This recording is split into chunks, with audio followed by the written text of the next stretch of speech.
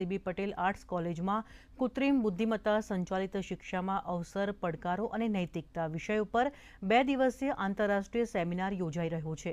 આ આંતરરાષ્ટ્રીય સેમિનારમાં આર્ટિફિશિયલ ઇન્ટેલિજન્સી વિષય ઉપર માહિતગાર કરવા યુગાન્ડાથી કિયેમ્બા ફિયોના, ડોક્ટર ગુરુદત્ત પીજાપી અને કઝાકિસ્તાનથી શોખાન યેન બાયેવ મુખ્ય વક્તા તરીકે ઉપસ્થિત રહ્યા હતા। ઉપરાંત શોધપત્રના અધ્યક્ષ તરીકે ડોક્ટર રાજા કથડજે પીપીટી અને સંશોધન પત્ર રજૂ કર્યા હતા।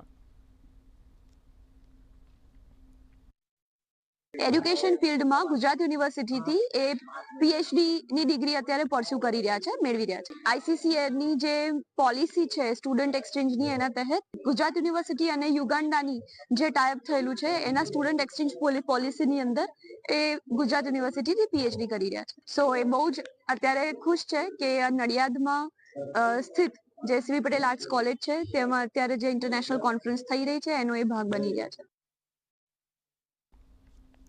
રાજ્ય સરકાર